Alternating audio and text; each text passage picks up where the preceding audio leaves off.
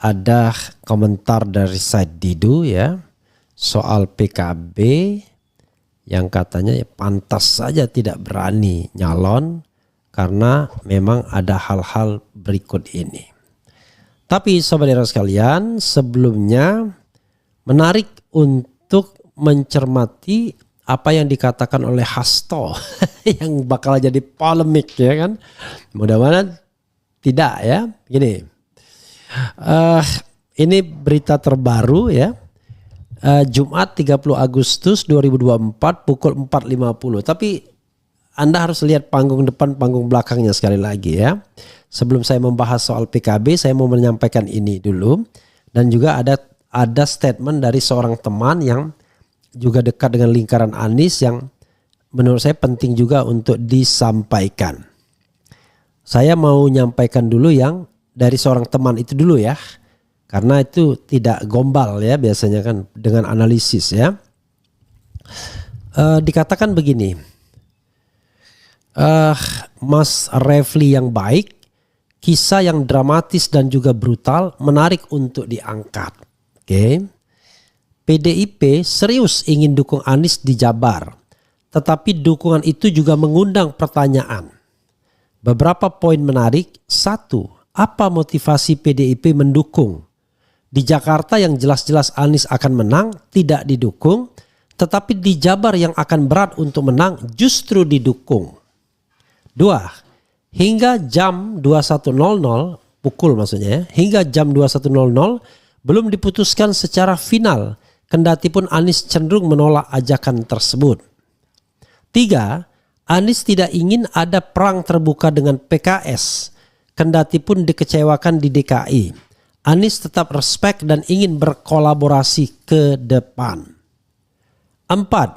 Kendati di atas kertas ada peluang, tetapi Jabar adalah target utama PS. PS itu Prabowo Subianto dan Gerindra untuk Pileg 2029. Dalam kurung Jatim, Jateng, Banten, DKI mereka lepas, bukan kader yang jadi cagup. Ya di Jatim Hovifa bukan kader Gerindra. Di Jateng seorang mantan pensiunan yang kita tidak tahu partai apa, Ahmad Lutfi, atau belum pensiun atau mau dipensiunkan ya. Banten yang didukung nggak tahu sekarang ya. Kemarin kan kadernya sendiri tapi sekarang kita tidak tahu. DKI Ridwan Kamil yang kader Golkar ya. Mereka pasti akan all out bertarung, cara-cara pilpres bisa diulang. Ini analisis ya. 5. Anies ingin cooling down sebentar sebelum menentukan langkah ke depan. Ya, tapi cooling down jangan lama-lama bro. Karena yang namanya api ya, itu kalau terlalu lama nggak bisa lagi membakar. Jadi momentum itu harus tepat ya. Kalau seorang atlet kelamaan cooling down, dia nggak bisa lari lagi. Dia harus dipanaskan lagi baru bisa lari ya. Oke. Itu dari seorang teman ya yang ya dekat dengan lingkaran Anies, tetapi saya tidak ingin menyebutkan namanya. Nah, ini PDIP klaim Anies Baswedan tak masuk opsi Pilgub Jabar 2024. Sekali lagi ya, dengarkanlah omongan partai politik. Orang sudah heboh sekampung, senegara. Jakarta CNN Indonesia ya. Sekretaris Jenderal PDI Perjuangan Hasto Kristianto mengklaim tidak ada opsi partainya usung Anies Baswedan di Pilgub Jawa Barat 2024. How come? Orang sudah heboh sedunia ya, sekampung senegara, kaum muslimin dan muslimat sedunia. Dia bilang PDIP tak pernah jalin komunikasi secara khusus untuk mengusung Anies di Jawa Barat. Anies kata dia sejak awal hanya masuk opsi untuk diusung di Jakarta. Hal itu disampaikan Hasto sekaligus merespons nama Anies yang beberapa saat sebelumnya sempat dikabarkan kuat akan diusung PDIP dan dipasangkan dengan Ono Surono.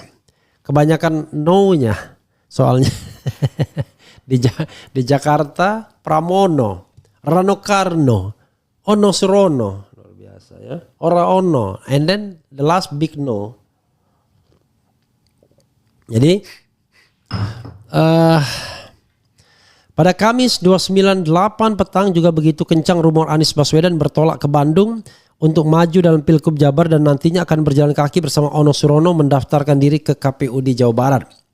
Secara khusus tidak, tapi ini menunjukkan bagaimana memang publik memberikan suatu persepsi yang cukup luas, kata Hasto Kristianto di kantor DPP PDIP Jumat dini hari. Karena PDIP tidak mau losing face, ya, tidak mau kehilangan muka, ya, karena ditolak.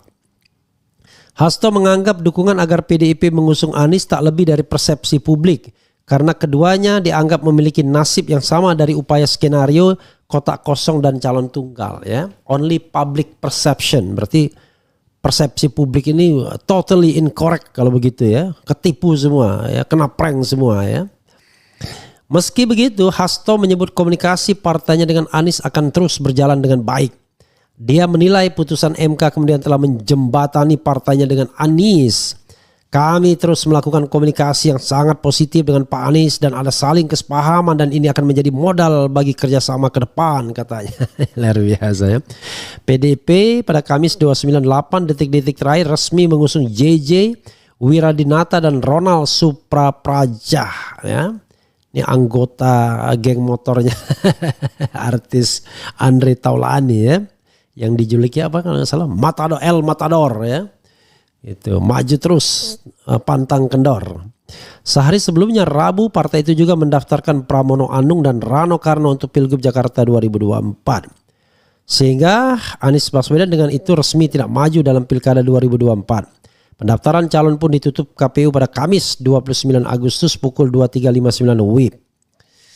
Ya, sementara terpisah Syahrin Hamid menegaskan Anies Baswedan tetap memiliki hubungan yang baik dengan PDIP, termasuk setelah bertemu Rano Karno dan sempat diyakini banyak pihak bakal dipasangkan untuk Pilgub Jakarta 2024. Dengan sidul, ya. Kalau generasi lama, Gita Cinta dari SMA. Generasi yang di atas 50-an tahun, ya.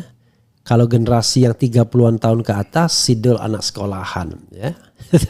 Kalau yang lebih baru lagi, I don't know exactly, ya, untuk menggait voters, ya. Nah, kita sambung dengan bahasan kita, ya. PKB yang menjadi sahabat sejati, tapi saya katakan, ya, mereka adalah mu'alaf oposisi, ya, tidak berani mengambil risiko, apalagi kemudian induk organisasi yang melahirkannya yaitu Nahdlatul Ulama di bawah pimpinan Gus Dur waktu itu. Jangan lupa, ya, yang mendeklarasikan PKB itu Gus Dur, yang pada waktu itu adalah juga ketua umum Nahdlatul Ulama tahun 1998. Maju tak gentar membela yang benar, katanya Gus Dur pada waktu itu. Iklan tahun 99 pemilunya, dan ketua umumnya adalah Matori Abdul Jalil yang tidak lain adalah pentolan P3 sebelumnya.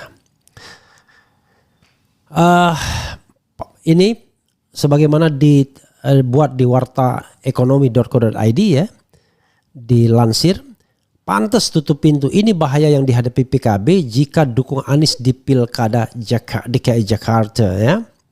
Warta Ekonomi Jakarta, mantan sekretaris BUMN Muhammad Said Didu mengaku dari awal tidak percaya Partai Kebangkitan Bangsa PKB akan mendukung Anies Baswedan sebagai calon gubernur di Pilkada DKI Jakarta 2024. Me too. Me too, ya. Karena sangat bergantung pada intervensi Istana Baru. Pasalnya jika mendukung Anies Baswedan di Pilkada DKI Jakarta 2024, PKB akan menghadapi bahaya pada proses pengesahan pengurusan Partai Kementerian Hukum dan Hak Asasi Manusia Kemenkumham seri Muktamar Tandingan PKB PBNU 13 September 2024. Ya. Dari sebelumnya saya tidak pernah percaya bahwa DPP_PKB akan dukung Pak Anies Baswedan dan karena bisa berbahaya pada proses pengesahan pengurus partainya di Kemenkumham RI dan hadapi Muktamar Tandingan PKB PBNU tanggal 1 sampai 3 September, ungkapnya dikutip dari akun X pribadinya. Sebelumnya Ketua DPW PKB DKI Jakarta Hasbiallah Ilyas membantah isu partainya akan mengalihkan dukungan dari Ridwan Kamil, RK Suswono atau Rakus kepada Anies Baswedan untuk Pilkada DKI Jakarta 2024. Ia menegaskan PKB berkomitmen untuk mendukung RK Suswono. Oh iya, PKB kan kita udah lihat sudah daftar di KPU hari ini. Jadi itu kita lihat faktanya aja. Faktanya hari ini PKB sudah mendaftar Pak RK ke KPUD, kata Ilyas di KPUD Jakarta Rabu, dikutip dari Detik. Ia mengatakan komunikasi dengan tim dari Anies berjalan dengan baik sebagai bentuk dari persaudaraan. Luar biasa. Oh, komunikasi bagus, persaudaraan. Dengan timnya Pak Anies komunikasi hingga pagi tadi kita masih komunikasi sebutnya. Ya memang iya. Mereka berkomunikasi untuk PKB mendukung di Jawa Barat. Tapi tidak berani juga. Oke. Tidak ada kekecewaan, kata Ilyas. Dalam komunikasi yang disampaikan tim Anies usai PKB tidak mencalonkannya di Pilkada DKI Jakarta. Oh enggak ada kekecewaan. Persaudaraan tetap dengan timnya Pak Anies aja. Dengan orangnya Pak Anies, bukan Pak Anies tuturnya. Oke, Sobat Era sekalian. Itu ya yang dikatakan oleh Daeng atau Puang Said Didu. Tetapi menurut saya Puang Said Didu tidak menyampaikan secara komprehensif. Kalau saya mendengarai 3 hal ini yang membuat PKB tak berkutik. 1, muktamar tandingan yang akan merebut kepemimpinan Caimin. Kalau tidak pro dengan pemerintahan bisa terpleset tuh kaki. Hilang tuh jabatan. Dan yang kedua adalah kasus-kasus hukum yang masih bisa dikapitalisasi. Diancamkan kepada ketua-ketua umum partai politik yang membangkang dengan istana baru, istana lama. Saya tidak tahu istana baru punya agenda main tekan-tekan begitu juga enggak. Kalau sama saja enggak ada bedanya berarti ya, omon-omon saja memberantas korupsi. Yang ketiga adalah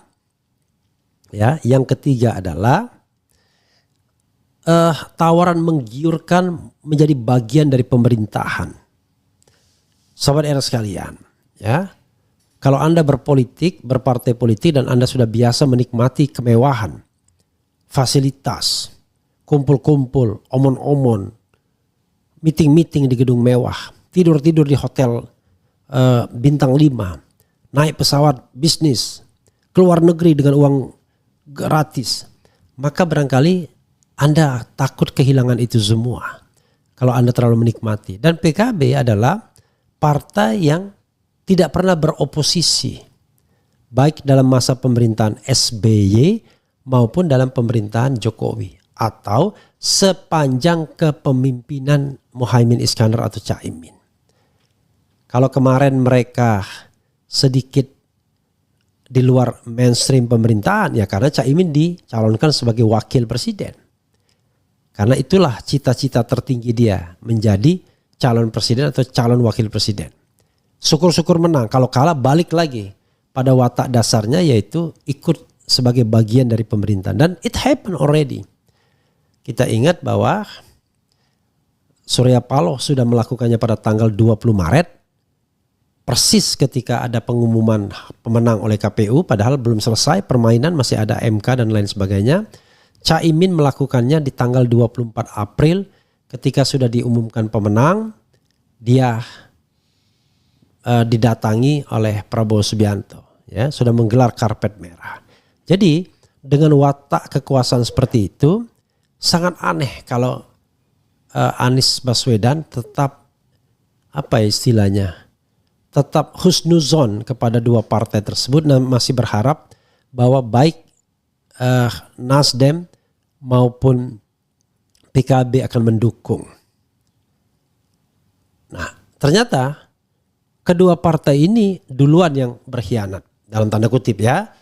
Dan kemudian diikuti oleh PKS. Maka tinggallah Anies jomblo sendirian. Dengan putusan MK ada harapan. PDIP yang tadinya mati kartunya terbuka lagi kartunya. Yang tadinya dalam tanda kutip ya ini mengemis-ngemis. Bukan mengemis ya, berharap-harap cemas. Ada partai yang mau melepaskan diri pada tanggal 29 Agustus kemarin. Tiba-tiba begitu dia standing alone. Dilepeh juga Anies Baswedannya. Jadi sobat Era sekalian, ya itulah politik ya. Itulah politik. Jadi ada 4 partai politik yang mengkhianati Anies Baswedan. Mengkhianati kata-katanya, nggak bener, coy.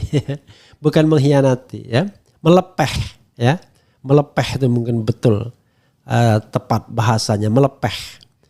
Jadi melepeh itu apa istilah kalau di Indonesia kan ya? Ya itu melepeh, dilepeh.